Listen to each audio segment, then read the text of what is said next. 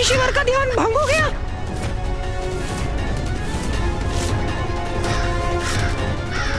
ऋषिवर के मुखमंडल पर क्रोधाग्नि स्पष्ट दिखाई दे रही है। कदाचित इसका परिणाम अच्छा नहीं होगा। दुस्साहसी काग, मेरा ध्यान भंग करने का दुस्साहस कैसे किया तुमने? दूर हटो यहाँ से। मैंने कहा ना, दूर हटो मेरे कमंडल से। मुझे शीघ्रता से नहीं, अभी तो बुद्धिमानी से कार्य लेना होगा।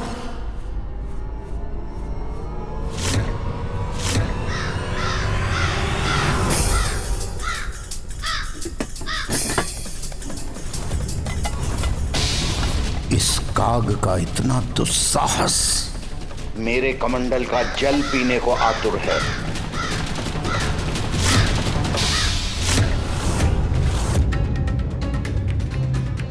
मेरी चिंता सत्य ना हो जाए।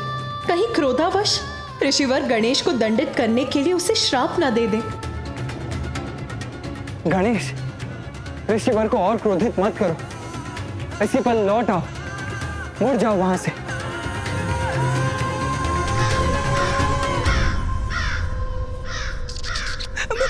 प्रभु संकट में है। नहीं नहीं, मुझे उनकी सहायता के लिए कुछ करना होगा।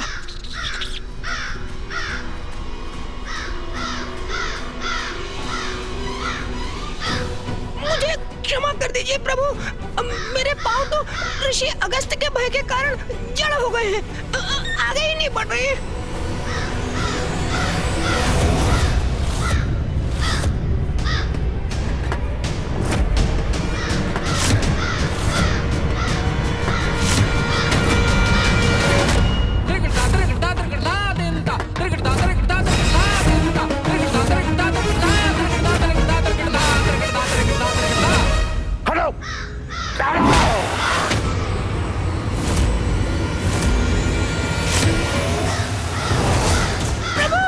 संतुलन बनाने का प्रयास कीजिए।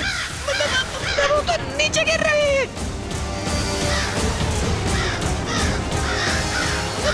चिंता मत कीजिए प्रभु, मैं आपको संभालने का प्रयास करूंगा।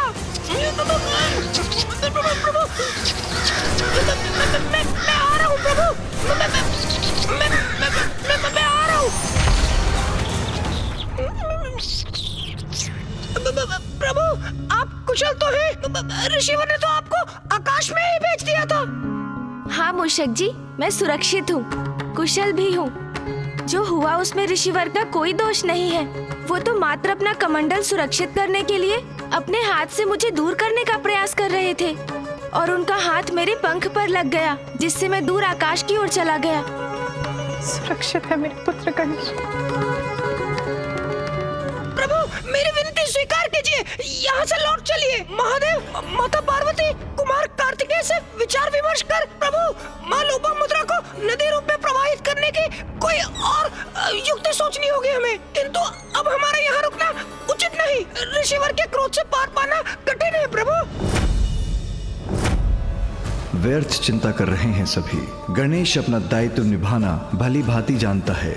वो इस संकट का भी हल अवश्य ढूंढ लेगा।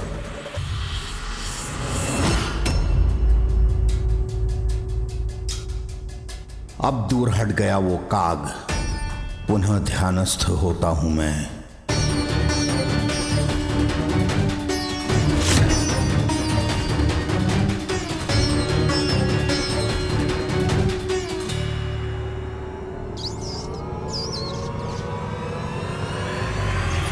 नहीं मूषक जी, अपना उद्देश्य पूर्ण किए बिना हम यहाँ से कदापि नहीं लौटेंगे। स्थिति विकट है। ऋषि अगस्त्य का क्रोध सर्वज्ञात है, किंतु कठिनाई से भयभीत होकर हम पीछे भी नहीं हट सकते। मूषक जी, जब तक माँ लोपामुद्रा कावेरी नदी के रूप में ऋषिवर अगस्त्य के कमंडल से बाहर नहीं आ जाती, मैं यहाँ से नहीं लौट सकता। चाहे इसका कुछ भी परिणाम हो, वो स्वीकार है मुझे। और इसलिए मैं पुनः प्रयास करने जा रहा हूँ मूषक जी।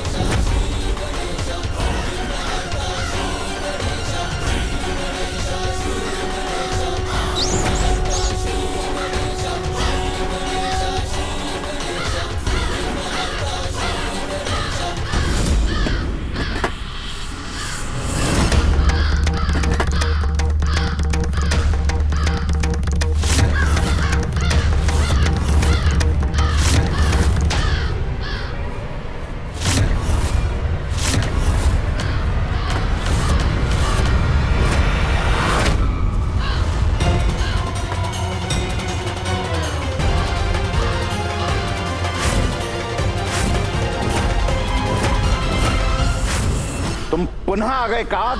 दूर हटो, दूर हटो, दूर हटो मेरे कमंडल से। तुम्हें अपनी सुरक्षा की तनिक भी चिंता नहीं। इस बार और भी भयंकर परिणाम होगा।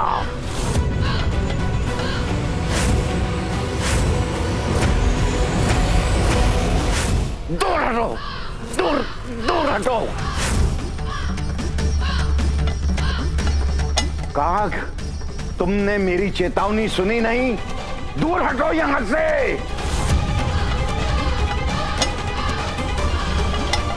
हटाओ, हटाओ। मेरे कमंडल को स्पर्श भी किया तो उसका भयंकर दुष्परिणाम भुगतोगे तुम। हटाओ यहां से, जाओ। मेरा कमंडल।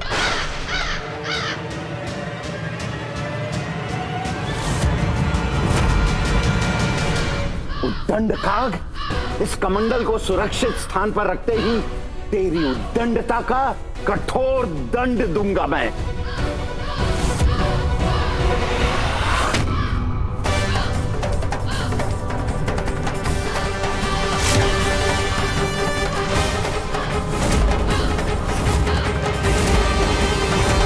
मेरे कमंडल पर स्थित होने का दुस्साहस कैसे किया तुमने? हट जाओ यहां से, हट।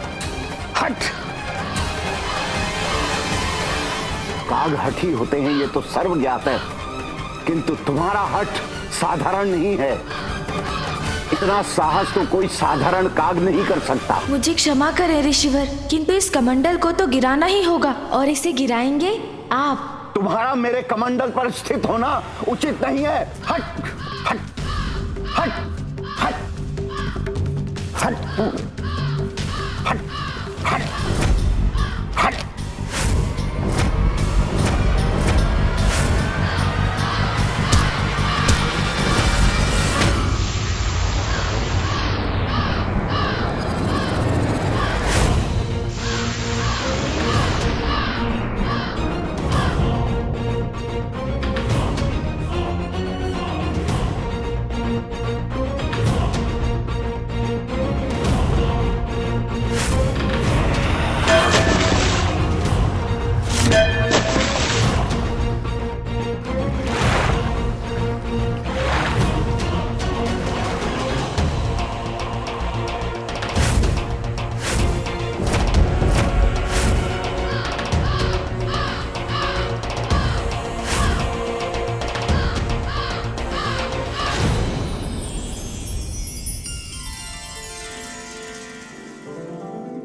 माता, आप कमंडल से बाहर आइए। हाँ माता लोपामुद्रा, आपके स्वामी अगस्त्य ऋषि अपने हाथ से आपको प्रवाहित होने का संकेत दे रहे हैं।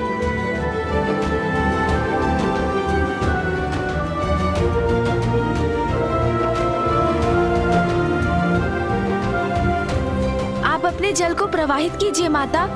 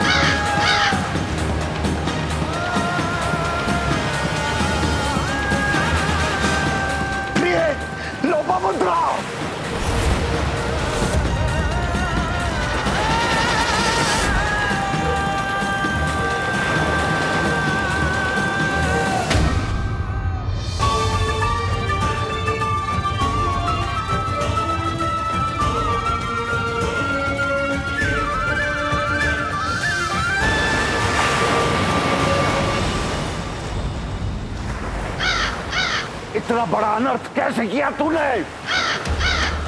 प्रभु, अब ऋषिवर के क्रोध से अपनी रक्षा कैसे करेंगे आप? दुष्ट काग, रुक, मैं तुझे श्राप देता हूँ। ऋषिवर का क्रोध अपने चरम पर पहुंच चुका है।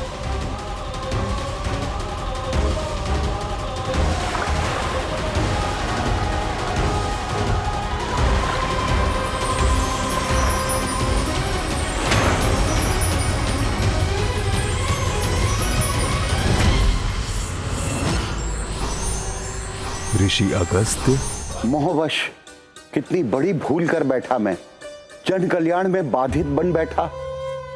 नियति को बाधित किया मैंने, और ये भी ना समझ सका कि काग रूप धारण कर प्रथम पूज्य गणेश स्वयं मुझे उचित कर्म करने का संकेत दे रहे हैं। मुझे क्षमा कर दीजिए प्रभु, मुझे क्षमा कर दीजिए, क्षमा कीजिए महागणपति, क्षमा करे प्रभु। मैं बहुत लज्जित हूं प्रभु, बहुत लज्जित हूं, मुझे क्षमा कर दीजिए। एक ऋषि, एक तपस्वी होकर आसक्तिवश मैं अपने को मुक्त नहीं कर सका। सदा जन कल्याण मेरा उद्देश्य रहा, किंतु आसक्तिवश मैं ही उसमें बाधा बन गया। सबको सुख पहुंचाने वाली, धरती को जल से सींचने वाली नदी को मैंने रोक रखा। बहुत बड़ी भूल हो गई मुझसे प्रभु, बहुत बड़ी भूल हो गई। मुझे क्षमा कर दीजिए, मुझे क्षमा कर दीजिए प्रभु, मुझे क्षमा कर दीजिए, मुझे क्षमा करे परम पूज्य गणेश जी।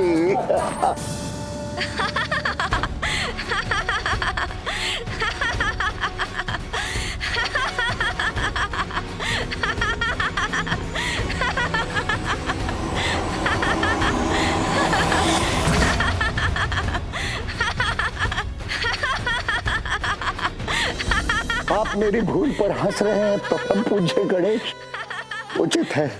कदाचित ऐसी भूल का यही उचित परिणाम है। ऋषिवर, आप अभी ये जो कर रहे हैं उसे देखकर मुझे उस समय का स्मरण हो आया जब मामा श्री हरिनारायण ने मेरे समक्ष उठक बैठक कर मुझे हंसाया था। इसलिए मैं ये विधान करता हूँ, आज से जो भी मेरे समक्ष ये दोनों क्रियाएं करेगा, मैं उसकी सभी धर्मोचित मनोकामनाएं यथाशीघ्र पूर्ण करूंगा।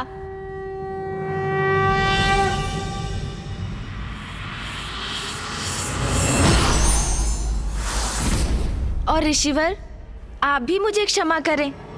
मेरा आशय आपको दुख पहुंचाने का कदापि नहीं था।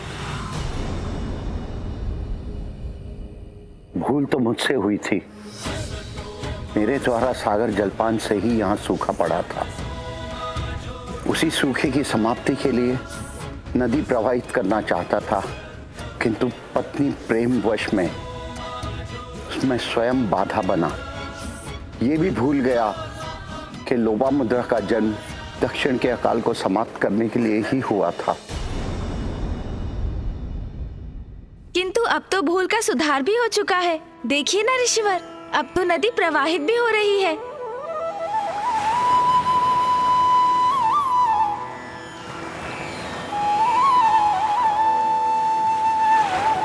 इतना पावन जल, इतना स्वच्छंद बहाव, धन्य है, धन्य है।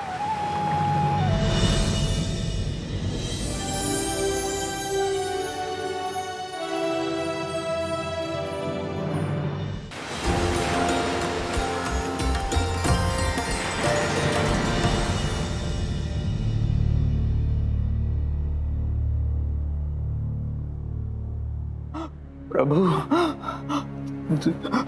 जल, प्रभु कृपा कीजिए, जल। जल से परिपूर्ण हो गया हमारा जीवन। अब कोई कमी नहीं है हमारे जीवन में। इस जलधारा ने तो हमारा जीवन ही सुखमय बना दिया। जल क्रीड़ा में बहुत आनंद आ रहा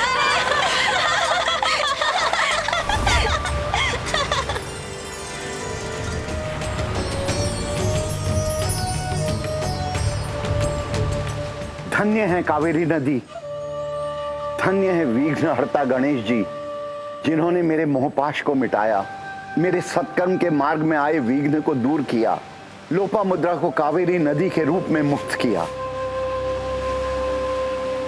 जो कोई नहीं कर सकता था, वो हमारे पुत्र गणेश ने कर दिखाया।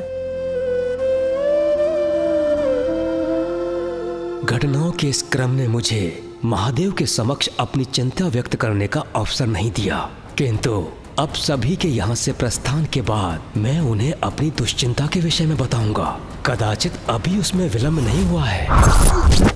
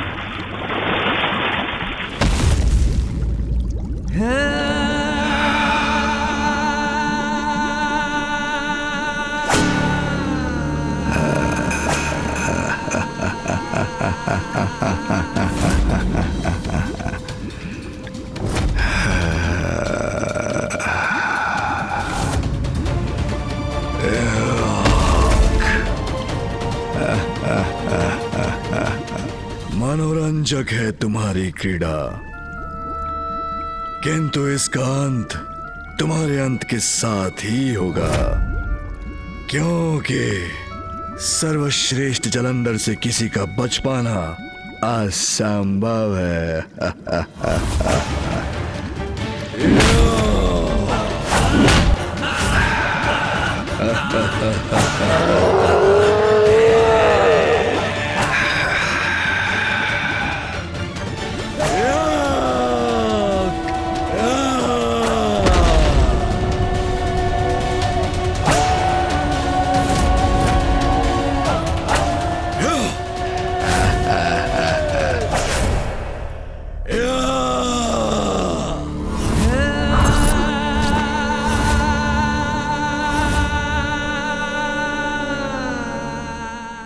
शक्ति और युक्ति का प्रयोग यदि लोक कल्याण के लिए किया जाता है तो उसकी सराहना होती है, किंतु उसका प्रयोग यदि स्वयं के स्वार्थ और किसी को आहत करने के लिए किया जाए तो स्वयं के लिए घातक हो सकता है। For more updates, subscribe to our channel, click the show links and enjoy watching the videos.